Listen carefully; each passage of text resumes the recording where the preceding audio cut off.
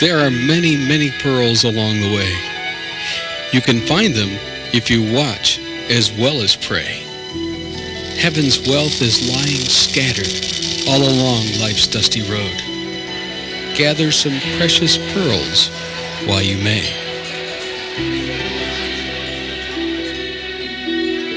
I was reading in Matthew that the kingdom of heaven is like a merchant looking for fine pearls, who, when he found one pearl of great price, went and sold all that he had and bought it.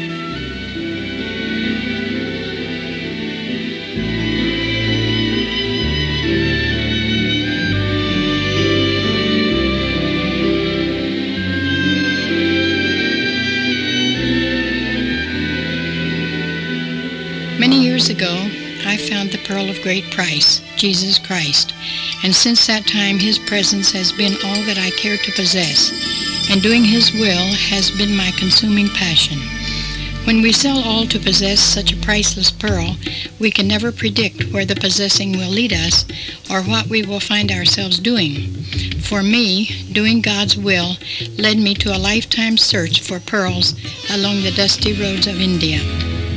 In the course of these many years, I have found myself in many surprising roles, being mother to 60 of India's orphan children, for instance. These children are indeed precious pearls gathered from along the dusty way. Like a doting mother, I would like to tell you about all of my children and grandchildren, but since my family is so large, I have only time enough to introduce George and Shalini. The last two of the hundreds of orphans that have been gathered along the way since our Wesleyan orphanage opened in 1894. George's 13-year-old mother died giving him birth, and his father, frightened by the prospect of raising a motherless baby, disappeared. So George was only hours old when he was brought to the mission orphanage. I watched as Sister Kane gave him his first bath. My fellow missionary Hazel Compton sponsored George, giving him her surname and overseeing his education and training. George grew into a healthy young man. At a seminary in India, he gained adequate grasp of the English language to come to the United States for further studies at Greenville College in Illinois. Then he followed his inward compulsion to return to India and pastor a Wesleyan church.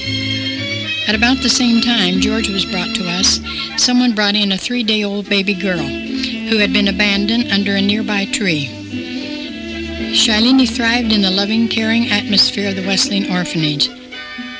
She completed high school and teacher's training, then taught in another mission school. When the Wesleyan Church District launched an English medium school in Rajnandgaon, Shalini was very happy to be able to return and serve at her home mission. An important part of being mother to orphans in India is to undertake the parental duty of arranging marriages. It seemed to me that God would be pleased to unite these two final Wesleyan orphans, so I began to pray to that end. George tried to find a wife in greener pastures. After all, who wants to marry a girl he's known from birth?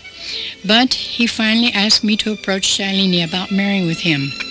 Shalini had no particular end to be a pastor's wife or to be George's wife, but she prayed about the matter and felt led to take up her cross and marry George. A host of our orphanage family gathered for that final wedding. How rewarding it has been to see these Indian pearls grow in their love for each other and in their roles as Wesleyan pastor, district superintendent, and teacher. George and Shalini have 3 lovely children of their own, Majesty, Praise, and Glory, and they have adopted baby Joshua, who, like George and Shalini, had been abandoned along the dusty roads of India. The God of heaven never tires of searching for people to whom He can offer His priceless pearl.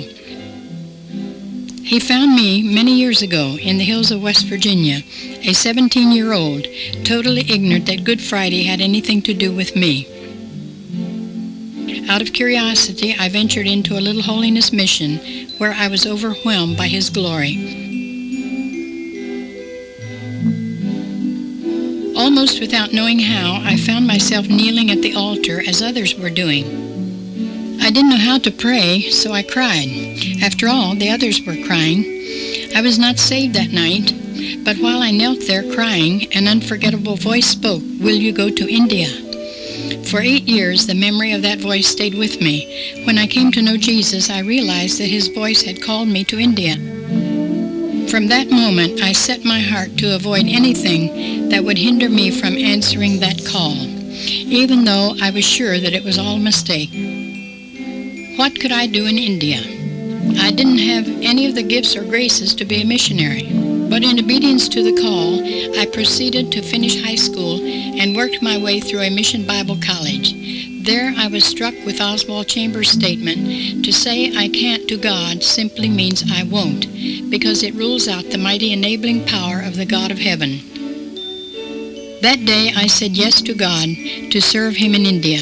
That commitment is just as valid and real to me today as it was 48 years ago.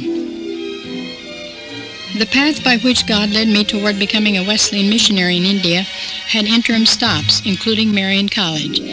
But at last, in late 1950, I found myself in the country of God's choosing for me. I soon discovered that the making of a missionary was not as I had imagined. For 9 hours a day, I toiled over a strange-sounding language with its beautiful but mystifying script. My nights were broken by crying babies. How thankful I am that my call had not included these details, just the simple, "Will you go to India?" And as for not having the gifts and graces for missionary work, God had some surprises for me there too, as he does for anyone who yields up their identity to him. I have been proxy mother, architect, contractor, builder of 8 chapels, teacher of pastors, marriage broker, bookkeeper, and minister at the leprosy hospital, thus lightening the load for the doctors and nurses who labor so lovingly there, and famine relief, work project overseer, deepening the ponds at the leprosy hospital and in several villages. The pay that the diggers received, so much per square foot dug, provided food for countless families who might not have otherwise survived. God even gave me the assignment of drawing up blueprints for and supervising the building of a 32-room school. More than 2,000 beautiful children, ranging in age from 3 to 17, now attend this school. Pearls that have been gathered from the dusty roads of India. What joy it has been to collect a string of pearls, precious stones more beautiful by far than the most priceless pearl necklace lying against the velvet in the world's finest jewelry store. What a joy it has been to see the lovely luminescence emerge as God polishes the precious stones and makes them fit to offer to the King of Kings, who is himself the pearl of great price. How about you? Your life may be trapped by the passing values of our pleasure and possessions-oriented world. I challenge you to dare to sell all that you have to possess only that pearl of great price.